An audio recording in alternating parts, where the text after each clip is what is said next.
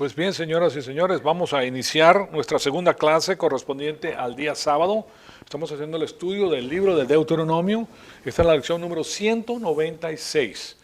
Y como pueden ver, estas son las instrucciones que Dios les da a través de Moisés al pueblo. En este caso Josué está interviniendo también en este asunto, pero estamos viendo cómo Dios está sentando pues la ética del país. Y de la ética viene la política.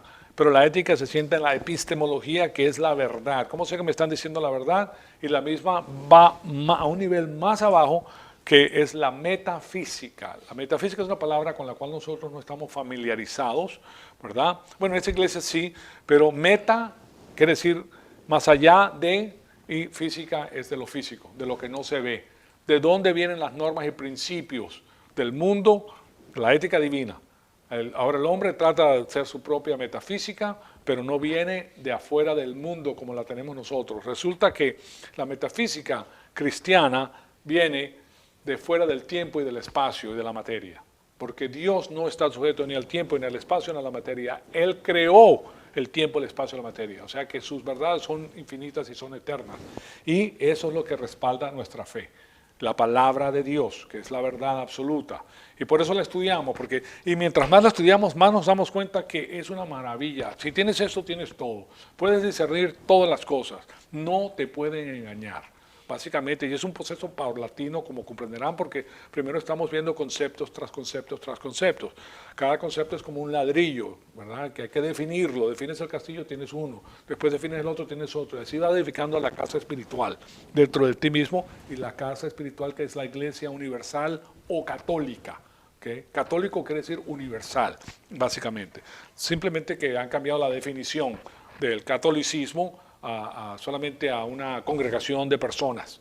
Pero católico quiere decir universal. Y toda persona que cree en el Señor Jesucristo es parte de la iglesia universal o católica.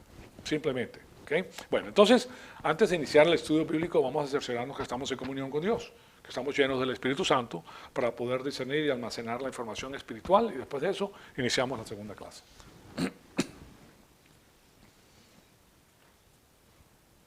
Amado Padre, en conjunto te damos las gracias por el privilegio extraordinario que nos das de permitirnos atesorar tu poderosa palabra en nuestros corazones. Te pedimos que el Espíritu Santo nos rete con todas las cosas que vamos a estudiar y que nosotros produzca la máxima cantidad de bien divino para la gloria y honra de nuestro Señor Jesucristo. En su nombre te lo pedimos. Amén. Bien, seguimos este estudio interesante del libro de Deuteronomio. Ya les he presentado a ustedes los versículos 22 al 29 y lo que quiero hacer ahora es hablarles pues de lo que hicimos en la clase anterior. Terminamos con el asunto de las tres diferentes dietas que tenía Dios para el pueblo de Israel. Comenzando pues con el periodo de la esclavitud, que saca al pueblo de la esclavitud, y eso es un sinónimo de lo que hace con nosotros cuando nosotros creemos en el Señor Jesucristo. Nosotros éramos esclavos del pecado. Y ahora que conocemos al Señor, nos sacó de la esclavitud y nos trajo a libertad. A libertad nos ha llamado Cristo. O sea que esa es la analogía que tenemos y nos llama a que tengamos éxito rotundo en todas las cosas que emprendamos, porque lo hacemos con la palabra de Dios. Nos guiamos por medio de ella. Entonces vimos que tuvieron las dietas a través de los juicios y las tribulaciones del desierto, que es una zona árida, como comprenderán, y tenían la producción divina del agua y el maná. De paso, tenían ropa y la ropa no se les gastaba. Eso es otro gran milagro que hacía Dios con ellos. Pero de todas maneras, hablando de la dieta, después tienen la dieta del reino, en la cual pueden disfrutar todo el producto de la tierra. Todo el producto de lo que Dios ha creado. ¿Okay? Que el hombre ahora va a manejar y va a mantenerlo bajo su dominio. El hombre fue llamado para dominar el mundo, dominar todas las cosas. Y lo hace Dios con lo que Dios le da al individuo y su capacidad mental y su capacidad laboral para producir lo que esa persona pueda producir, que le enseña ciertas cosas. Miren, uno gravita hacia un lugar donde a uno le gusta lo que está haciendo y Dios quiere que tú eso lo manejes bien y que tengas la máxima producción, y la mano de obra es bendecida por el Señor y es honrosa. El pagano no quiere la mano de obra, o sea, no quieren hacer mano de obra. El pagano siente que eso está por debajo de él. No, yo voy a hacer mano de obra, no te imagines, como si fuera algo malo. ¿Quién fue el primer obrero del universo? El Señor. Él fue, en 7 días hizo todas las cosas, él estaba laborando, el Señor. O sea que la mano de obra es bendecida y altamente respetada por el Señor. No importa qué tipo de trabajo hagas. ¿Okay? Dios te va a bendecir por medio de eso. Bueno, entonces, lo que quiero enseñarles ahora es que en el libro de Tobit, que se encuentra en la Apócrifa, les voy a dar un poquito de educación acerca de lo que es la Apócrifa. No es parte de la Biblia, nos permite dar un vistazo de cómo pensaban las personas que escribían en las épocas en que la escritura estaba siendo escrita. De paso, la Apócrifa entonces no es parte inspirada de la Biblia, no lo es. Y muchas veces utilizamos la Apócrifa para hacer estudios de palabras. Por ejemplo, en la Biblia de Jerusalén latinoamericana, nosotros podemos ver algo de eso.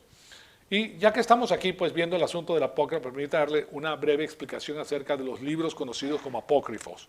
Okay. Primero que todo, el término apócrifo, que se los voy a poner aquí, ese término apócrifo significa, a ver dónde lo tengo, aquí está la palabra apócrifos, viene de la palabra griega apokruptos. Apokruptos, el término apócrifo significa escondido o oculto, ¿okay? U oculto. Y aquí les voy a decir algo acerca de los padres de la iglesia primitiva. Jerónimo, en el siglo IV, cuando estamos hablando del siglo IV, estamos hablando de los años 300 y pico después de Cristo, ¿okay? Fue el primero en denominar apócrifos a ese tipo de literatura. Ese término ha sido utilizado pues, a través de los tiempos para hacer referencia a algunas colecciones de textos y de escritos religiosos sagrados surgidos y emanados en contextos judíos o cristianos, depende de la época. Si es antes de Cristo, pues era judío. Y la mayor parte de ellos fueron escritos en el periodo intertestamentario. En otras palabras, se termina de escribir 400 años de la venida de nuestro Señor Jesucristo, no hubieron profetas en ese periodo de tiempo, y después con Juan y después con los otros profetas del Nuevo Testamento es que se da nueva información. Pero en ese transcurso de tiempo no hubieron escritos. El pueblo estaba sin el conocimiento adecuado y Dios no dio en ese periodo de tiempo nada de eso. Entonces, estos escritos sagrados no han sido incluidos en el canon Tanaj judío. Y claro está, hebreo arameo. Ese es son los 39 libros del canon judío. Y esos son los verificables. Entonces, es de la Biblia israelita a Septuaginta griega, porque recuérdense que esta Biblia fue traducida al griego por esto. Septuaginta fue por los 70 eruditos judíos que hablaban griego y ellos tradujeron estas cosas al griego. Y de paso, nuestro Señor Jesucristo, cuando estaba en la tierra, citó de la Septuaginta. Cuando él hablaba, citaba de la Septuaginta, ¿okay? Porque se hablaba el griego, se dominaba el griego, también se hablaba hebreo y también se hablaba pues arameo. Entonces, así como tampoco de ninguna de las distintas Biblias usadas por distintos grupos de cristianos. Entonces, veamos los libros apócrifos en el Antiguo Testamento. Y aquí les voy a poner una lista para que ustedes les saquen una fotografía, pero yo se los voy a explicar. El primero de Esdras, que fue escrito alrededor del año 150 a.C. Recuérdense de lo que les acabo de decir. Aquí les pongo una lista, un periodo de tiempo que tiene que ver. Recuérdense que en los años 300 fue que esta es una cuenta regresiva. Aquí es la venida de nuestro Señor Jesucristo y aquí comienza pues la iglesia. Bueno, 400 años después de la cautividad babilónica,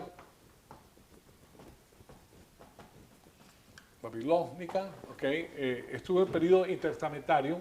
Aquí termina el Antiguo Testamento y aquí comienza el Nuevo Testamento después de la muerte de nuestro Señor Jesucristo, 33 años más 50 días. Claro está que en este transcurso se escriben los libros de los evangelios.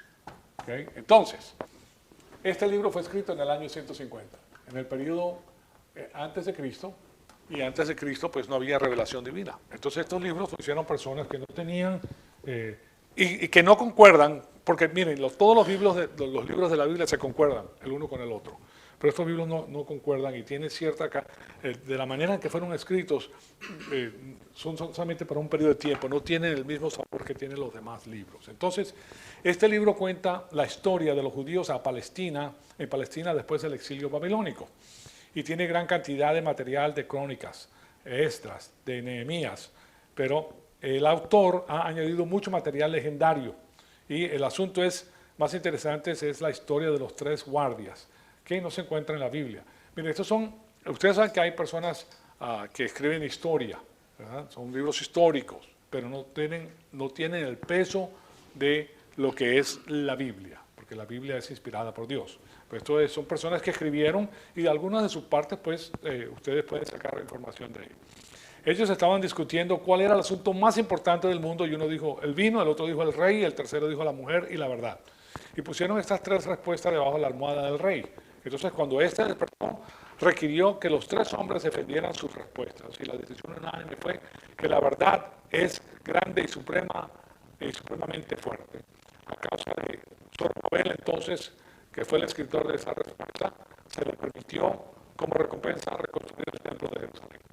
O sea que eso es lo que ellos dicen, pero no es. La segunda de Esdras fue escrita en el año 100. Recuerden que el conteo es regresivo y en el año 100, entonces estamos más cerca. En el año 100 es aquí, el año 100 antes de Cristo. ¿Okay? O sea que 50 años más tarde, segunda Esdras. No está en el canon de las escrituras sagradas, pero se utiliza. Pues. Es una obra apocalíptica que contiene 7 visiones y Martín Lutero se vio tan confundido por estas visiones que se dice que arrojó el libro al río Alba, porque no concordaban con las demás cosas. Y después tenemos Tobías, al comienzo del segundo siglo antes de Cristo. Y esta es una novela corta de tono firmemente farisaico, exalta la ley, los alimentos limpios, los lavados ceremoniales, la caridad, el ayuno y la oración. Y ahí ustedes pueden ver la caridad y el ayuno y claro está los alimentos limpios, que es el tema que hemos estado tratando en el libro de Deuteronomio. ¿Cuáles son los alimentos limpios, cuáles no son? Esto corrobora pues lo que dice la Biblia. Y después tenemos a Judí, aproximadamente mediados del segundo siglo. Es farisaico. Farisaico es que se pega mucho a la ley, es muy... que por qué tienes que hacer esto y esto y esto y que tú no lo haces, entonces tú eres una persona non grata, etcétera, pues. Que le hace la vida imposible a las personas, básicamente porque recuérdense que nosotros somos hijos del Dios Altísimo y cada uno de nosotros nos representamos al Señor Dios Todopoderoso, ¿okay? Porque nosotros somos hijos de Dios, nosotros no tenemos que ir a otra persona para representarnos ante nuestro Padre, ¿okay? Tú no lo vas a ir al vecino a decirle, dile a mi papá que me compre una bicicleta porque su papá se horrorizaría. Ven mi hijo a mí, dímelo, yo soy tu padre, pues si necesitas algo, dímelo, ¿verdad? Bueno, cuando su ciudad fue sitiada, ella se vio acompañada de su criada. Aquí se habla de una heroína, pues, en esta novela, y esa heroína es Judith, una hermosa viuda judía. Y de nuevo, pues, cuando su ciudad fue sitiada, ella subió acompañada de su criada, llevando comida judía limpia, y fue hasta la carpa general del enemigo, y él quedó prendado con su belleza y le dio un lugar en su carpa. Afortunadamente él había bebido con bastante libertad y se sumergió en un estupor de ebriedad y tomó entonces la espada de él y le cortó la cabeza.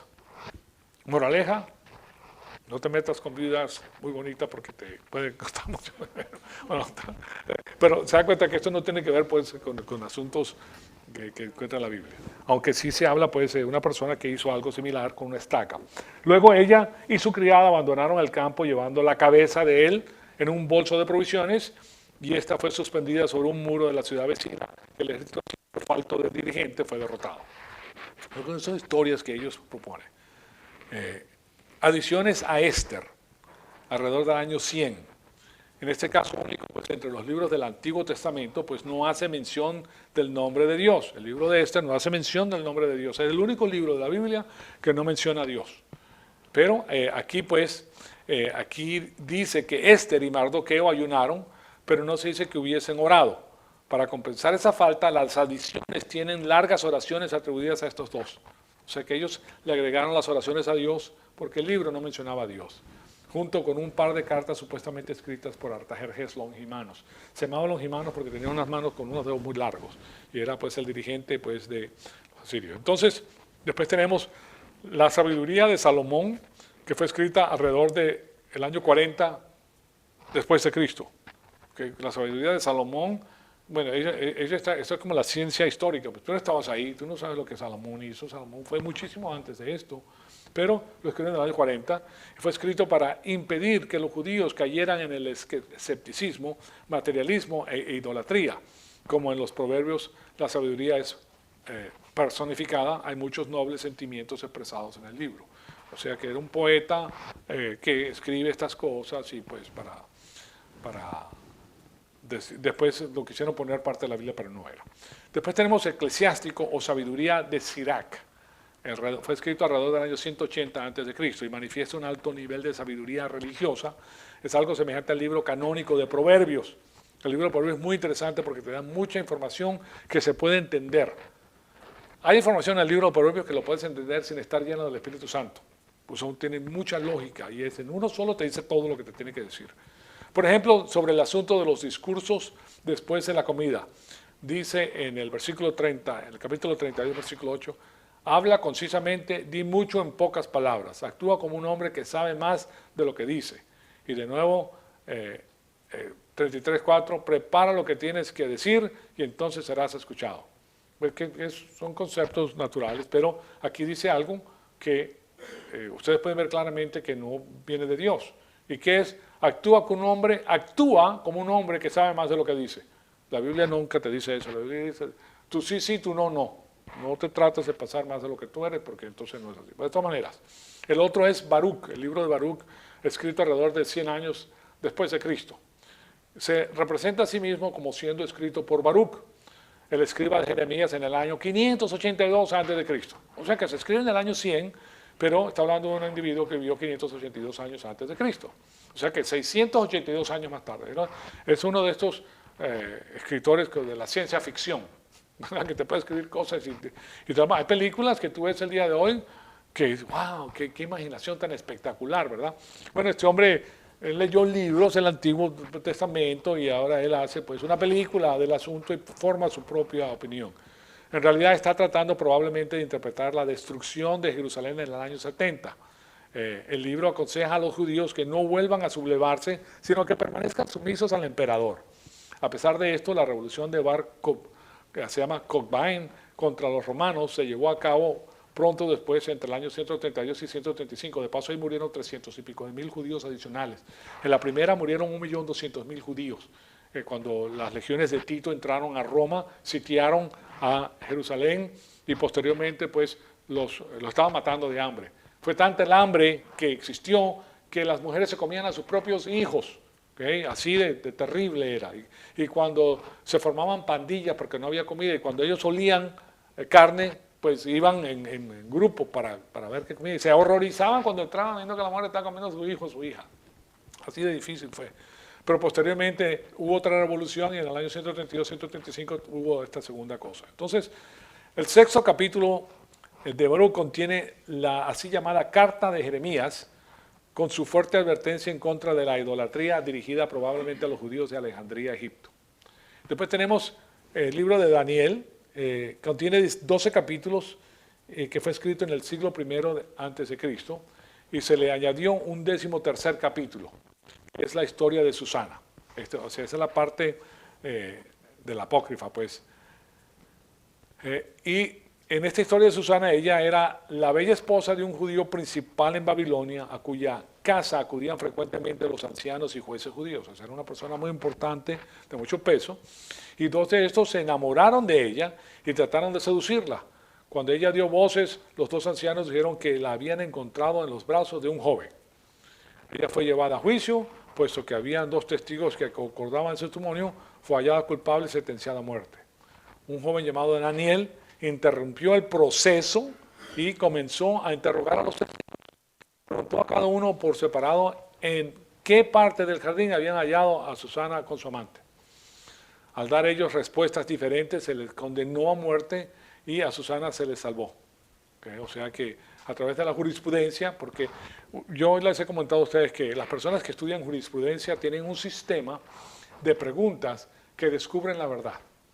O sea, ahí, si tú tienes una persona entrenada en leyes, te van a hacer ciertas preguntas que tú no puedes fallar. No puedes inventar nada, porque si lo haces te van a descubrir. Y aquí pues viene este caso en que se aplica la ley de la manera correcta y ahí pues ellos fueron los que fueron encontrados culpables. Y también Bel y el dragón fue añadido en el mismo tiempo y se llamó el capítulo 14 de Daniel y su propósito fundamental era demostrar la necedad de la idolatría.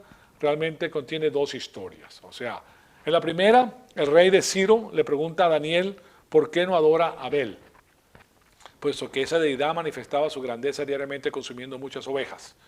porque le presentaban ovejas, a este las quemaban, a las ovejas las mataban, junto con mucha harina y aceite. Y Daniel esparció ceniza sobre el templo donde había sido colocada la comida aquella noche, y más tarde le indicó al rey las huellas de los sacerdotes y de sus familiares marcadas en la ceniza esparcida por el piso, y le demostró así que eran ellos los que habían entrado secretamente debajo de la mesa. Y los judíos sacerdotes fueron muertos en el templo y el templo destruido, y después la historia del dragón. O sea que estas son las cosas que se han incluido en algunas de las Biblias como canónicos, pero no son. Y la demarcación más importante es que fueron escritos durante este periodo de tiempo, los primeros 100 años de la iglesia. Pero se dirigen a lo que pasó anteriormente. Entonces no tienen pues el peso canónico. Y después vemos el canto de los tres jóvenes hebreos. Y este sigue a Daniel 3:23. En la Septuaginta y en la Vulgata latina, y toma prestado mucho de su contenido del Salmo 148, y es antifuncional como el Salmo 136, conteniendo 32 veces el refrán: cantad alabanzas y exaltadle grandemente por siempre. Eso es lo que contiene este libro, el canto de los tres jóvenes.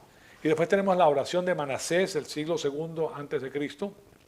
De nuevo, va en el medio del periodo intertestamentario, y esta fue compuesta en los tiempos de Macabeo, en calidad de respuesta a la oración de Manasés, el malvado rey de Judá, y obviamente fue sugerida por la declaración en segunda de Crónicas 33:19. Su oración también, y fue oído pues, y como fue oído, he aquí que estas cosas están escritas en las palabras de los videntes. La palabra vidente, de paso, se utiliza en la Biblia como personas que pueden ver el futuro, o sea, son profetas. La palabra de oráculos también es una palabra que se utiliza en el hebreo para personas que han tenido cierto conocimiento adicional. Claro está que también se utilizan fuera del judaísmo para la parte pagana. Bueno, también vemos la primera de Macabeos en el siglo I. Es tal vez el libro más valioso de los apócrifos, pues escribe las hazañas de los tres hermanos macabeos de Judá, Jonatán y Simón. Y de aquí ha salido mucha información interesante acerca de lo que pasó con el templo. Es la más importante fuente histórica en lo referente a la historia judía durante la época crítica de la profanación del templo. Entonces, en segunda de Macabeos es la otra que viene del mismo tiempo, y no es la continuación de primera de Macabeos, sino es un relato paralelo, ocupándose únicamente en las victorias de Judá. Entonces, de paso, estas cartas se han tratado de pasar como si fueran canónicas en la iglesia, pero no lo son. ¿Okay? Recuérdense de la levadura, recuérdense de la dialéctica que ha existido por mucho tiempo. Si suena y parece ser, las personas que no tienen conocimiento las aceptan, pero si tienes conocimiento las rechazas, porque no concuerdan con la palabra de Dios. Entonces, ya después de haberle dado todo eso, le voy a dar a Tobías, lo que dice Tobías. Tobías 1, 10, 12, lo estamos tomando por el historicismo nada más, no por su calidad canónica, porque no lo es. Entonces, cuando deportaron, esta es la historia que relata, cuando la deportaron a Siria, yo también fui deportado y me trasladé a Nínive. Todos mis hermanos y los de mi linaje comían los manjares de los paganos. Recuerden el libro de Daniel, porque Daniel fue el que dirige, él fue llevado, le cambiaron el nombre, y él no quiso comer de la comida del rey, él quería comer de la comida que había sido descrita por Dios para ellos. Entonces, mas yo me guardé bien de comerlos, como me acordaba de Dios con toda mi alma. Pero Tobías no está mencionado pues en la Biblia de ninguna manera, sino aquí. Pero lo que les estoy poniendo es eso para que ustedes sepan que había una dieta especial, y que esa dieta se tenía que seguir, y esta pues era relatada al pueblo judío de esta manera para que ellos entendieran pues que esto había sido puesto por escrito y que ellos tenían que seguir eso. Como pueden ver, aquí hay un judío que escribe entonces sobre la dieta y cómo esta jugaba pues un papel especial en la vida del judío. Eso es lo que les quiero enseñar. Y después de esto pues discutimos el hecho de que en esas cosas se entraña la sabiduría de lo que era la economía. No solamente Dios le dice lo que tiene que comer, lo que es bueno y lo que es malo, sino que eso entrañaba el proceso económico de la nación, parte del proceso económico. Recuerden que esta es una sociedad agricultural, ¿okay? Y en esa sociedad, pues, más que todo, producía vegetales, producía ganado, ¿verdad? Que producía el producto de las gallinas, que el pueblo comía, ¿verdad? Y también pues tenía mar, en Israel había mucho mar, y había peces, etcétera, pero era lo que Dios producía que ellos comían. Entonces, el suministro de esta carne limpia estaría en abundancia, mientras que la carne que no era limpia, no. O sea que el suministro de la carne limpia significaba que habían precios más bajos para el pueblo, porque era lo que más se criaba, ¿verdad? O sea, recuérdense que todo el pueblo de Israel tiene su parcela de tierra, terrenos grandes, estamos hablando de miles de acres, para las familias. Cada familia tenía un pedacito, pertenecía a esa familia, de Judá, de Rubén, de Neftalí, de todos los miembros pues, de Israel, de las 12 tribus. Y ellos se dedicaban o crecían cebada, o hacían ganado, o tenían ovejas, o tenían algo que ellos aportaban pues a la nación. Eso, lo que se había puesto en la Biblia, incrementaba en producción. Y eso hacía que el suministro bajaba los precios del pueblo. O sea, la comida era más barata. Mientras que la carne que no era limpia solamente podía ser producida por los ger. ¿Se recuerdan de los ger, que eran las personas residentes? Los cuales también se podían naturalizar y como gentiles podían unirse a la nación. Ellos podían tener crías de animales inmundos, considerados inmundos por la ley mosaica, pero el problema era que ellos no podían tener títulos de las propiedades, debido a que estas propiedades estaban tituladas a los miembros del pueblo judío, y a la final de 9 años, el año 50, el día de jubileo, esa propiedad tenía que regresar a los miembros de esa familia. Quiero que sepan que uno de los pueblos más inteligentes en lo que concierne a eso es la China. La China no permite que un foráneo tenga propiedad privada en la China. Interesante, ¿verdad? Ellos, algo se les pegó de esto porque esto se ha diseminado por el mundo entero. De manera que producir comida que no era limpia, pero en realidad no era un asunto muy eficiente para ellos. O sea, y después les comenté que esa carne que había sido profanada, según la ley, no se podía vender se le podía vender a un nocre, o sea, un viajero transeúnte, o sea que era una carne exportada. Pensemos por un momento entonces en lo que he dicho, en las implicaciones económicas. La primera es que ver cómo Dios preparó estas cosas. Les estoy enseñando pues esto debido a que muchas veces nosotros leemos los textos rápidamente, no pensamos en las implicaciones del tema que tocan, porque estamos leyendo para enterarnos de lo que dice nada más, pero estas palabras son contundentes, llevan una información muy interesante, y no pensamos pues en las implicaciones que el tema toca. Pero fíjense lo bien diseñadas que eran pues estas leyes dietéticas. Están establecidas de tal manera que bajan los precios de la carne limpia y aumentan los precios de la carne no limpia, y después le da suficiente liquidez al exportar la carne que no es limpia a los gentiles. Podían exportar ciertas cosas a ellos. Y eso está incorporado en sus leyes dietéticas. O sea que pueden ver la sabiduría económica en estas cosas, pero normalmente nosotros no vemos esas cosas pues cuando simplemente leemos la Biblia, no tenemos tiempo y pasamos por alto estas cosas. Pues bien, ahora vamos a comenzar a ver el asunto del diezmo. Vamos a Deuteronomio 14, 22. Les voy a leer esto de nuevo para refrescar la memoria, porque esto es el diezmo en Israel. Diezmarás fielmente de nuevo todo el producto de tu sementera, lo que rinde tu campo cada año, y comerás en la presencia del Señor tu Dios, en el lugar que Él escoja para poner ahí su nombre, el diezmo de tu grano, tu mosto, de tu aceite, de tu primogénito, de tus vacas y de tus ovejas, para que aprendas a temer siempre al Señor tu Dios. Mas si el camino es tan largo para ti que seas incapaz de llevar el diezmo por estar lejos de tu lugar, donde tu Señor escoja para poner ahí su nombre, cuando el Señor tu Dios te haya bendecido, fíjense que primero bendice al Señor antes de que tú des los diezmos. No al revés, eso lo han tergiversado. Que lo que se oye en las iglesias es que si tú le das el diezmo, Dios te lo va a producir, te lo va a reproducir. Que si le das 100 te va a dar 1000. Y si le das 1000 te va a dar 10,000.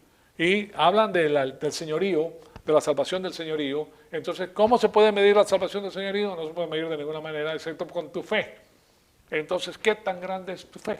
Pues tu fe se mide con lo que das, con lo que se puede ver, porque de otra manera no lo puedes ver. Entonces, cáete con un rollo para que la gente se dé cuenta que tú eres una persona de gran fe. ¿Se dan cuenta de la tergiversación?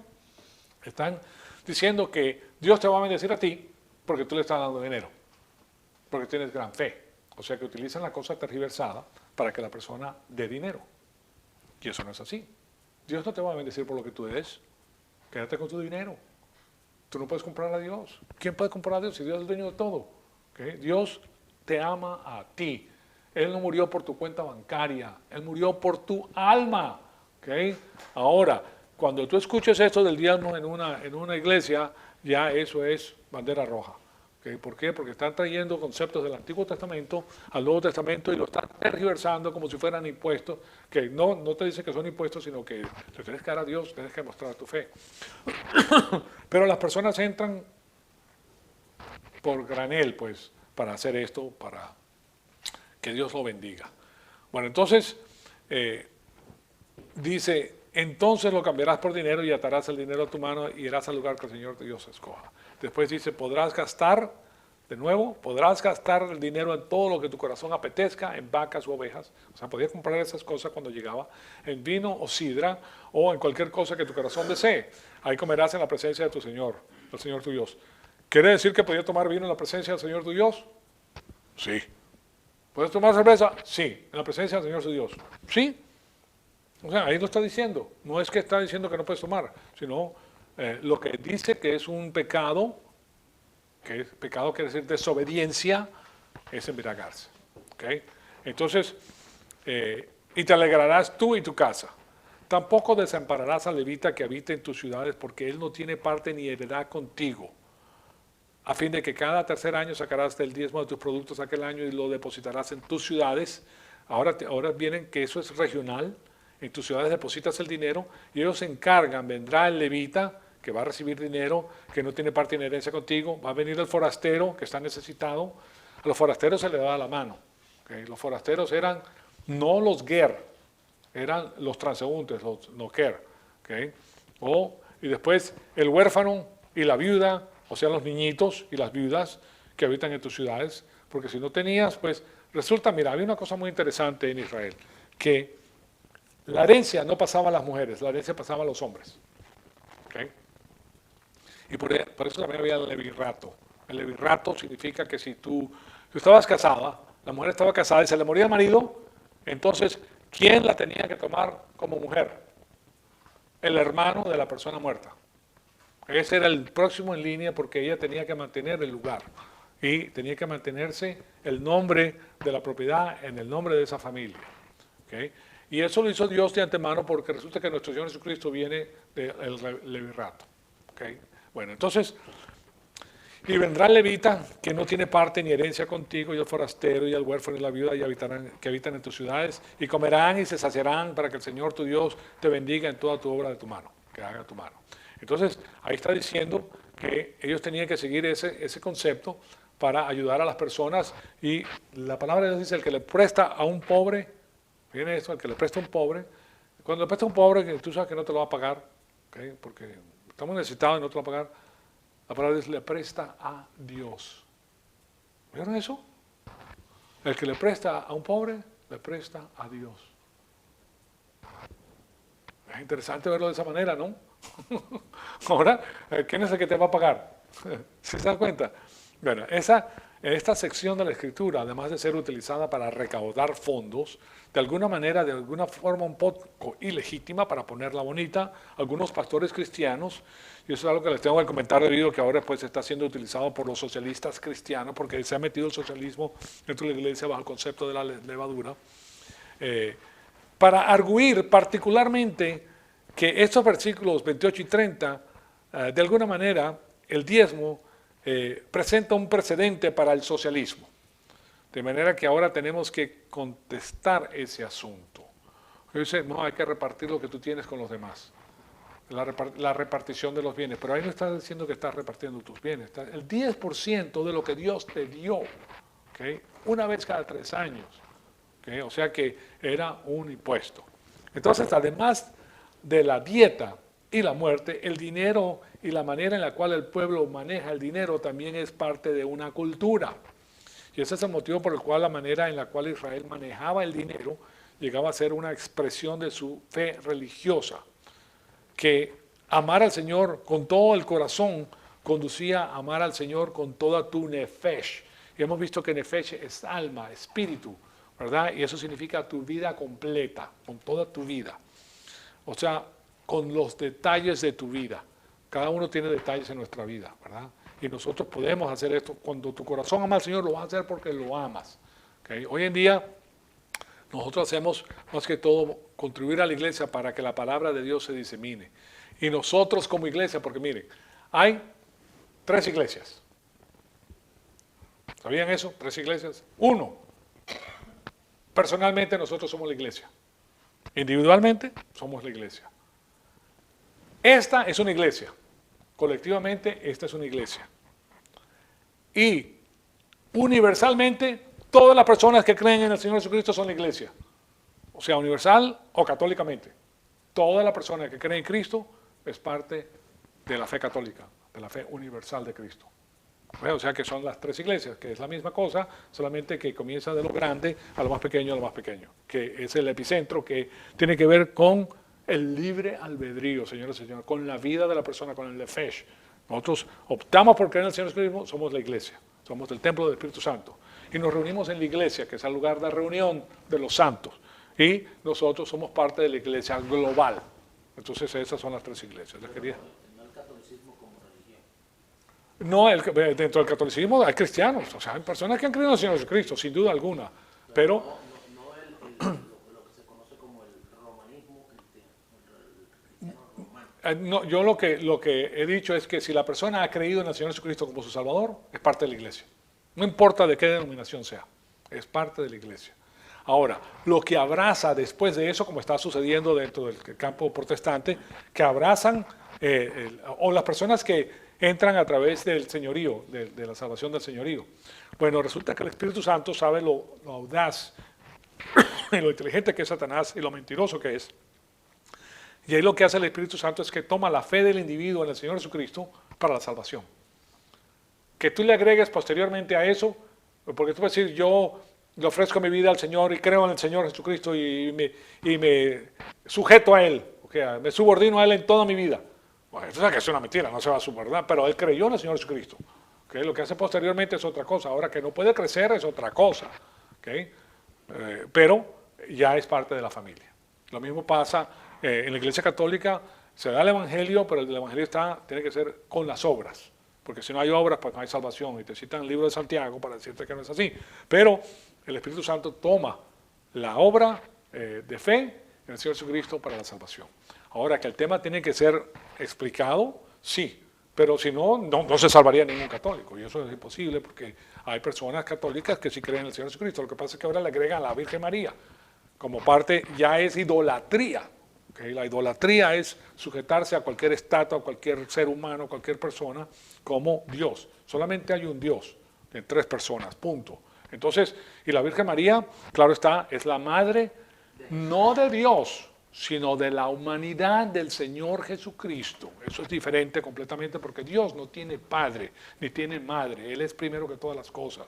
Entonces decir que ella es la madre de Dios, es decir que ella precedía a Dios. ¿Me explico?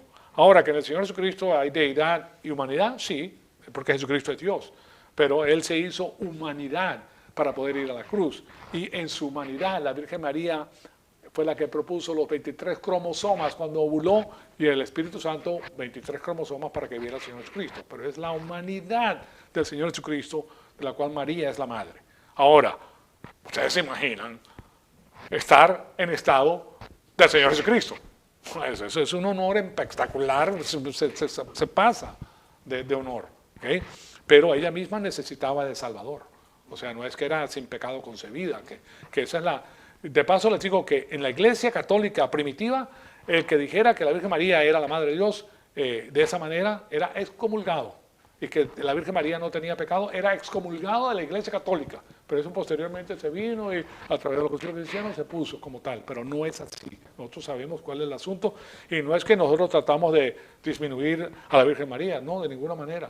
Para nada. Ella tiene un honor espectacular y el honor se debía a que ella venía de la familia de Natán, que era uno de los hijos de David. De Salomón no pudo venir el Mesías por la maldición que hubo de uno de los hijos de Salomón, Y no, por medio de ti no va a venir el Mesías, sino por medio de Natán. Pero es ella la que propone los 23 cromosomas para que venga la humanidad que fue a la cruz a morir por nuestros pecados, porque la deidad no puede ir a la cruz. Me explico, la deidad no puede estar sujeta a un lugar porque Dios está en todas partes, pero su humanidad sí. Bueno, entonces tenemos eso, es un tema muy interesante, pero muchas personas no lo ven y se ofenden con el asunto, pero no, tienes que ver la realidad. Nadie precede a Dios, nadie. ¿Okay? Bueno, entonces, pero está la confusión que causa todo eso. Sí, la levadura de nuevo.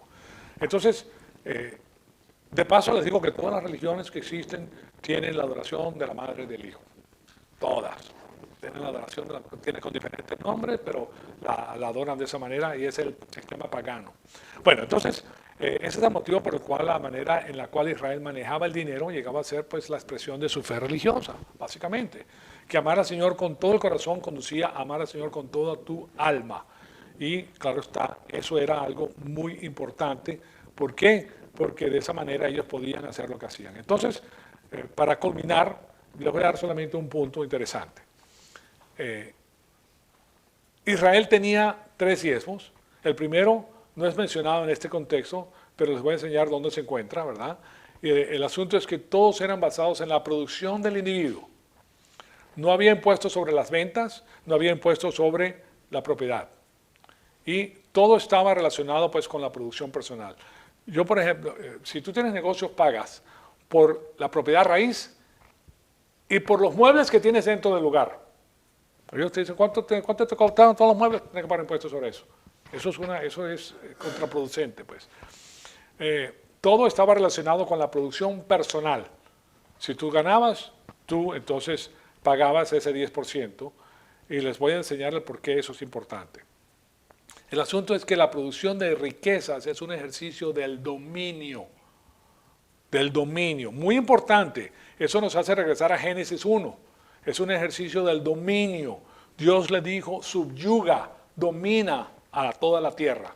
¿Y cómo lo hace Dios? Dándole al hombre lo que necesita para hacerlo. Porque Dios nunca te pide que hagas algo sin antes proveer lo que necesitas para hacerlo. Nunca. Eso es uno de los nunca que existen en la Biblia. Si Él te pide algo, Él te da con qué hacerlo. De otra manera no te lo pidiera. Ahí lo que necesitas es tu libre albedrío para decirle si lo hago. Entonces Dios nos ha creado con conciencia divina. Entonces, ya sea la mano de obra, la destreza de un albañil, la destreza de un mecánico de automóviles, la destreza de un programador de computadoras, la destreza de un médico o cualquiera que sea la destreza, estas destrezas todas son formas del dominio que Dios le ha dado al hombre. Hay personas que tienen un cacumen intelectual impresionante y pueden hacer grandes negocios. Eso es lo que Dios le ha dado. ¿Okay? Tú no puedes hacer lo que hacen las personas. ¿Tú crees que tú puedes hacer lo que hizo Walmart, Walton? No puede hacer lo que hace ese señor. Ese señor tiene una mente pero súper privilegiada que puede ver cosas grandísimas y puede formular cosas extraordinarias. Pues tú simplemente trabajas para él, o eres manager, o eres gerente general, o eres vicepresidente, pero tú no tienes ese cacumen que tiene él para hacer eso. Eso Dios se lo dio. Bueno, todas son destrezas que Dios ha dado y Dios quiere que nosotros desarrollemos esas destrezas combinadas con nuestra creatividad para que podamos ser un pueblo productivo y que subyuguemos la tierra. Ahí vamos a culminar, les voy a dar más de eso porque es muy interesante, pero Dios lo ha creado de esa manera. ¿Y qué es lo que nos pide a nosotros? Que seamos excelentes en lo que nosotros hagamos. Nosotros no necesitamos del ojo del amo para hacer nuestro trabajo, porque nosotros hacemos nuestro trabajo para Dios. Y nosotros sabemos que Dios todo lo ve. Y si tú amas a Dios con todo tu corazón, tú lo vas a hacer con todo tu cariño, con todo tu amor, dándole las gracias porque te dio la capacidad para hacerlo, te permitió aprender, te permitió hacer todo lo que necesitas, te puso en el lugar donde lo podías hacer, ¿verdad? Te puedes ganar la vida haciendo eso. ¿Te das cuenta? Todo te lo dio Dios, lo haces con todo tu cariño, todo tu corazón. Imagínense la productividad de una nación cuando opera de esa manera. No es que va a ser que se fue el jefe aquí, bueno, qué bueno que se fue, ahora me va a sentar y va a hacer esto, o me voy a robar la mitad de las cosas aquí porque ese tipo está rico y yo no, yo estoy pasando hambre, ¿cómo es posible que este desgraciado tenga y yo no tenga? Ese desgraciado te está dando trabajo, ¿sí se dan cuenta? Pero lo ven de esa manera y destruyen, porque es parte de la política de Satanás, robar, matar y destruir. Destruyes, matas el negocio, destruyes las cosas, ¿verdad? Pero si tú amas a Dios y haces el trabajo para Dios, la prosperidad es espectacular. Es una prosperidad maravillosa. Tú cuando haces la obra del Señor te vas a sentir súper bien, porque no lo estás haciendo para el hombre, lo estás haciendo para Dios. Tú trabajas para tu Señor, para tu Creador que te ama, que nunca te deja, nunca te desampara. Jamás. Tú sí, pero Él no. Aunque tú lo desamparas, Él no te desampara a ti. Es muy interesante. Bueno, se nos acabó el tiempo. La próxima semana seguimos en eso y mañana tenemos la conclusión del reino venidero. Y después de eso, pues vamos a entrar a ese tema que les comenté. Amado Padre, te damos las gracias por este privilegio que nos has dado de escuchar tu palabra. Te pedimos que el Espíritu Santo nos siga retando, Señor amado, para seguir creciendo y para conocer todo el consejo que tienes para nuestra vida. Te pedimos que nosotros eso tenga la máxima producción espiritual para la gloria y la honra de tu Hijo amado, nuestro Señor Jesucristo. En su nombre te lo pedimos. Amén.